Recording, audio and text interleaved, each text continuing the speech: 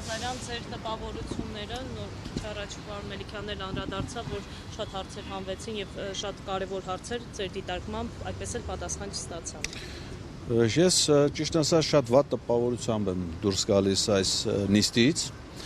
որովհետեւ ըստ էության խախտվում են բոլոր էտապներում իմ դատավարական իրավունքները, այսինքն ինձ մեղադրանք առաջադրվում 2025 թվականի փետրվարի 21-ին մի վարույթով, որը նախաձեռնվել է 2024 թվականի նոյեմբերի 1-ին, այսինքն նոյեմբերի 1-ից մինչև 2025 թվականի փետրվարի 21-ը ոչ մի կարգավիճակ ես չեմ ունենում այս վարույթի շրջանակներում, փետրվարի 21-ին շղթ մի հատ մեղադրանք առաջադրում են, չեն թողնում ես միջնորդություններ ներկայացնեմ, իմ դատավարական իրավունքներից օգտվեմ, ապացույցներ ներկայացնեմ, դատավարական գործողություններ արվի վարույթային ապացույցներ ձեռք բերվի, որով կարող է հերքվեր, իրենց ներկայացված մեղադրանքը, հենց այդ փուլում կարճվեր եւ այլն, սահմանափակում են իմ այդ իրավունքներն, ուղարկում են դատարան, ասում են մնացած հարցերը կետակ կպարզեք դատարանում։ Հիմա գալիս ենք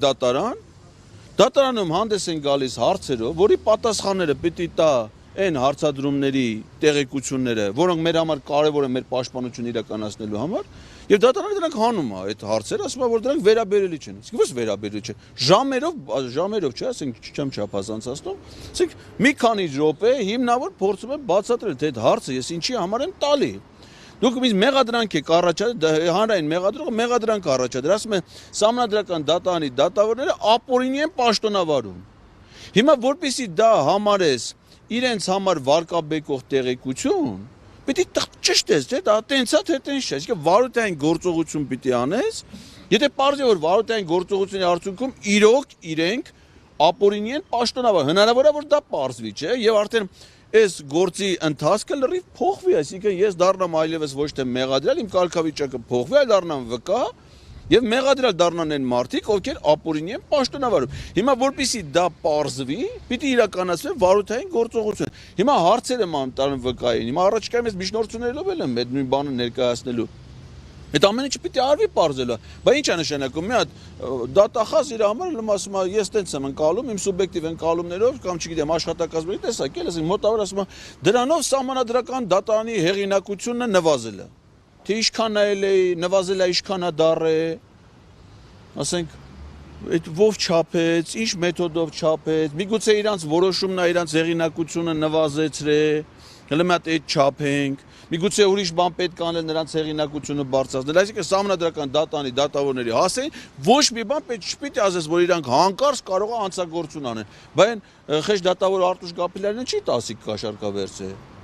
Բան էլ է դատավոր, չէ։ Բայց նրա մասին արատավորող տեղեկություններ չեք տարածում, ապացուցել եք, որ նա այդպես բան արել է։ Մեղադրանքը անմեղ մարդ է, չէ՞, ըստ պայդրության։ Բայց նրա մասին այդ տեղեկությունը չեք տարածում։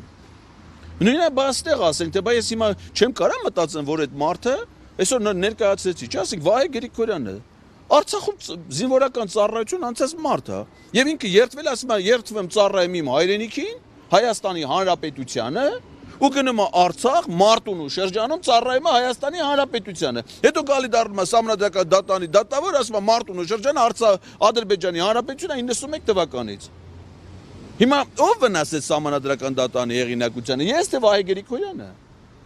Չմոռանանք, որ սահմանափակումներ կան, պարոն Ղազարյան։ Դե հիմա ես նոր բան չեմ ասում, ես ամեն ինչ ասում եմ մեղադրանքի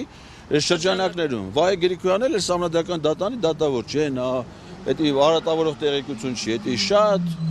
իրան շատ օգտակար տեղեկություն է, ամսական կարծեմ 17000 եվրո աշխատավարձով։ Նշեցիք, որ խտրական վերաբերմունք հստակ օրինակ բանի հետ կապված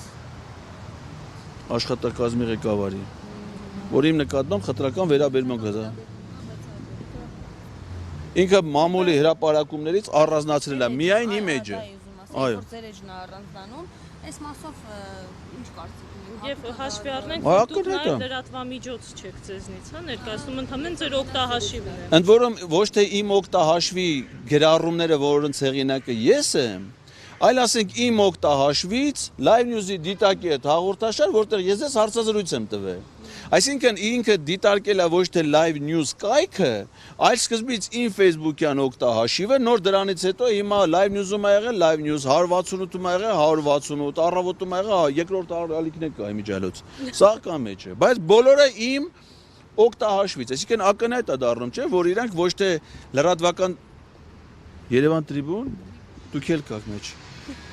Մեղադրանքի մեջ, դա սաղս մեջն է։ Մեզ եք ներքաշում։ Սաղս մեջն է։ Բայց բոլորի վրա հղումները գնում է Էդգար Ղազարյանի օգտահաշվից։ Բայց եթե դու լրատվական դաշտ ես, բացի այդ, ասեք ամեն պաշտոնյա պիտի իր գործը կատարի։ Ես էլ եմ եղել սահմանադրական դատարանի աշխարհ։ Հսկի չեմ նստել լրատվական դաշտ վերլուծեմ։ Եթե իրավասություն սահմանադրական դատարանի աշխատակազմի ղեկավարը չունի, ընդ որում պարզվում է, որ ինքն սահմանափակ գիտելիքների պարագայում, ասում է ես սոցիալական ցանցերում ակտիվ չեմ, կանչել է աշխատողները, ասում է որդ եք ակտիվ, հələ մտ ակտիվացեք։ Սրանք է սաղ ակտիվացեք կպել են Ղազարյան Էդգարի օգտահաշվին։ Նյութերը հավաքեք, գրել են մի հատ դիսկի վրա, ուղղակի դատախազին եւ իրենց մտահոգություններն են հայտնում, այ քեզ բան։ Ու էսի դառնում է քրեական գործ ու ասեք ինպես մարդուն բերեն նստացրել նստա, ասում են մեղադրյալ։ Այ քեզ բան, ինչ ասես տեսանք։ Շնորհակալ եմ։ Ես եմ շնորհակալ։